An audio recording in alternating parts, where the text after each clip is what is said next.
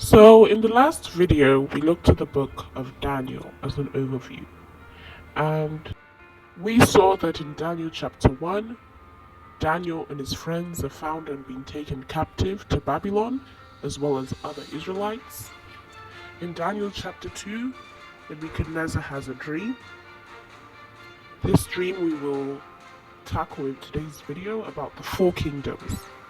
Then in Daniel chapter 4, we have Nebuchadnezzar's dream again, but it's about a tree, which is eventually you'll find as himself. And in Daniel chapter 5, we see the hand writing in the wall. In Daniel chapter 7, we have the four beasts, the little horn power, and the judgment of the Son of Man.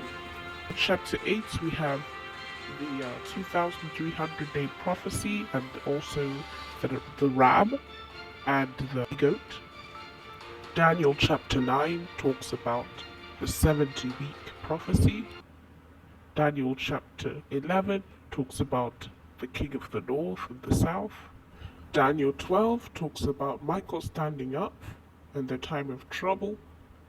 And finally, Daniel 12 also talks about the 12 90 days and 13 35 days. Today, we are going to tackle Daniel chapter 2.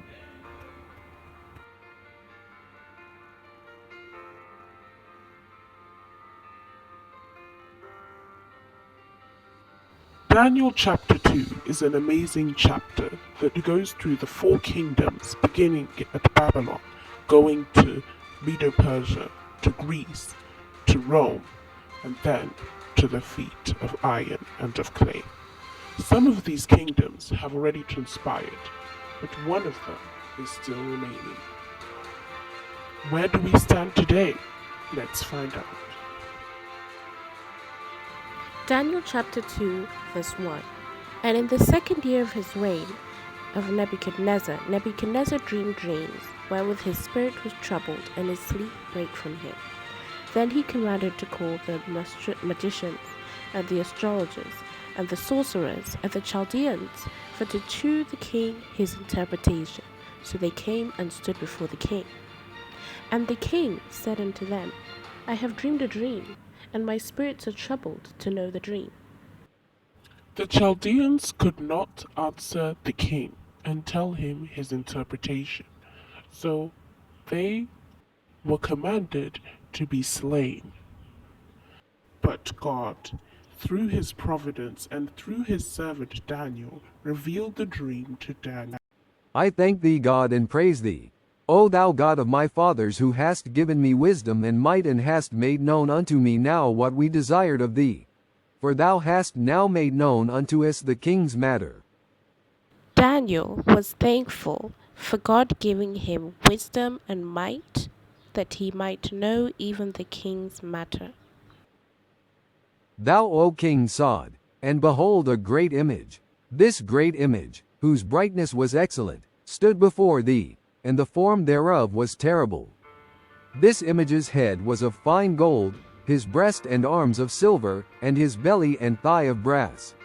His legs of iron, his feet part of iron and part of clay.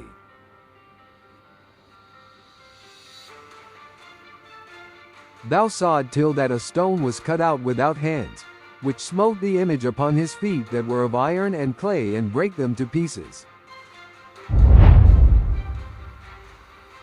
Then was the iron, the clay, the brass, the silver, and the gold, broken to pieces together, and became as the summer of the threshing floors. And the wind carried them away, that no place was found for thee, and the stone that cut the image became a great mountain, and filled the whole earth.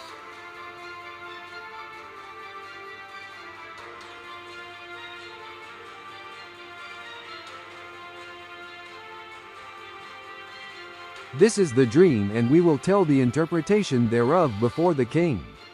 Thou, O king, art a king of kings, for the God of heaven hath given thee a kingdom, power, strength, and glory.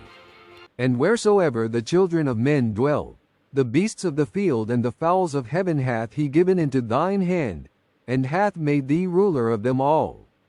And other kingdoms shall rise inferior to thee, And a third kingdom of brass, which shall bear rule over the whole earth. And the fourth kingdom shall be strong as iron, for as much as iron breaketh in pieces and subdueth all things. Whereas thou sawest the feet and the toes, part of potter's clay, and part of iron, the kingdom shall be divided. But there shall be in it of the strength of iron, forasmuch as thou sawest the iron mixed with miry clay.